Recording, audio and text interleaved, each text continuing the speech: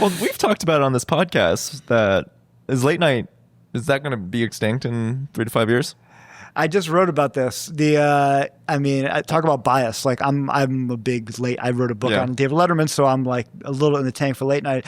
But I'm like the biggest. I'm an optimist. I'm going again. This is another hot take. Okay. I think everyone's saying late night is dead, and there's no question that it's.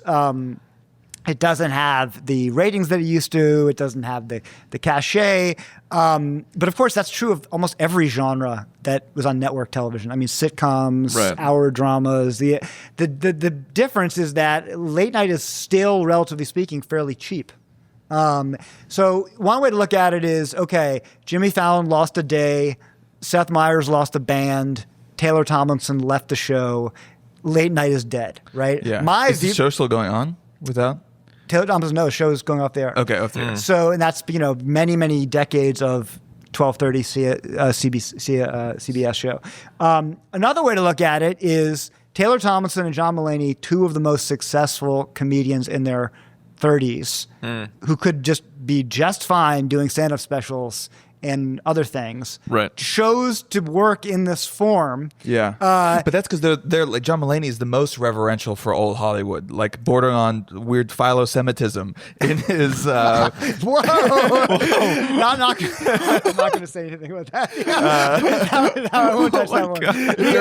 In terms of his relationship and his love of like show business and old show business. Okay, let's pursue that. Philo-Semitism. Where is the philo? I'm curious about that because I'll say that I'll dip my toe into this. Yeah. When John Mulaney got divorced, I got a ridiculous number of texts from Jewish women, friends of mine, being very upset. Yeah, he left a Jewish woman and did the Jewish man thing, marrying an Asian woman. That's the most. Okay, once he was rich. You've explained it to me. I didn't understand That's the most Jewish thing you can do is when you're rich and famous. You marry like Woody Allen in Annie Hall. He has the nagging Jewish wife. It's a grown-up bar mitzvah. Who won't let him watch the Knicks, and then he leaves for the shiksa. Interesting. Okay, so finish your point. Even in his personal life, yes. But I'm just saying, like, it makes sense to me, and I think Brian and I are similarly, like, because we just grew up with a specific power and aura of Hollywood, of movies, of sitcoms, of late night, of SNL, like that is still just what success means. Yeah. And so they're in their 30s, they're millennials like Taylor Tomlinson and John Mulaney. So it makes sense. I'm pretty skeptical. I don't think Gen Z has I don't know. I mean, you have a daughter who's a teenager. I am skeptical that they have the same, like, a late night show, like hosting that means anything. No, there's no question. I mean, well, there's different questions. Is late night going to be a place where people's comedy sensibilities are formed in the way that Conan's audience, were formed, or Letterman's audience were formed, or, going back to Steve Allen? That's an open question. And I think that's what the Mulaney show is trying to be. It's for comedy nerds, right? It's I like it a lot. I watch it.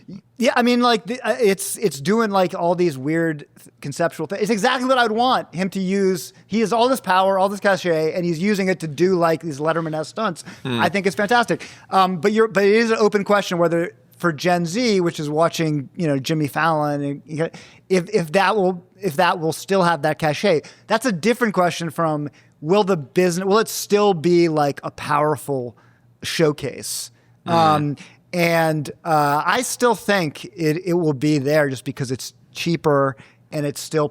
And here's the other thing. I think about this question a lot. And before the election, I like started adding up, like when Seth Meyers would have like a very political monologue right before the election, what kind of numbers he did on YouTube. If you add that up with the numbers he did on ratings, it's not that different than Conan or Letterman. Like, it's big audiences. These late night shows are not about TV anymore.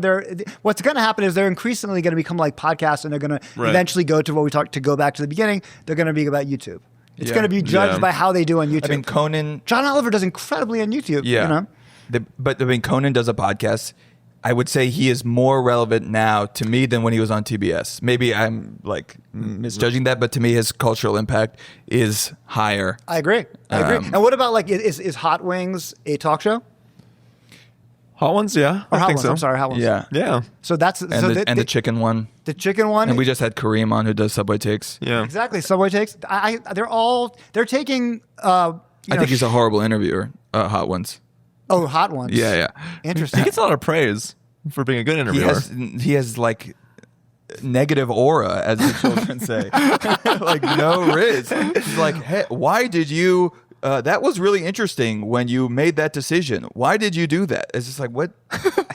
Well, what's it? I actually do not. I don't know. I have not watched most of Hot Ones. Okay. Why is he so successful? It spun off from Complex Media. So I think they just had a big sneakerhead audience and they just pitched it and it became wildly successful and became its own IP. Gotcha. Yeah. Gotcha. So there was already like a built-in I don't fan think base. it's the question. The questions that he's asking. I think it's the gimmick of the Hot Wings. of seeing Gotcha. Shaq Yeah. cry or something. Whereas I think like Right. Chicken Shop, That I Date, can like get. she's like charismatic and like Yeah. knows how to have like a rapport with these A-list people. And she's doing something different. She's like creating this date-like flirtation, Right. which Yeah. is different, than other talk show hosts. Although there is a history of that. Well, Letterman was kind of notorious for that. I mean, all those men Craig Ferguson. If you Yeah. just look at that's the thing that she's so savvy at is the truth is like if you look at Craig Ferguson, his interviews with like pretty actresses go crazy viral right now. Yeah. Like Right. people don't watch his show, but they just have collections of that. They love watching people flirt. Yes. And that's what- Well, also we love like horniness, and that's like gone from our culture. Eroticism from like the media that's Yes. produced. It's like sterilized, and so you have all these like And funniness. And Comedy movies aren't funny anymore. yeah. Why is that? Okay, that was Middlebrow.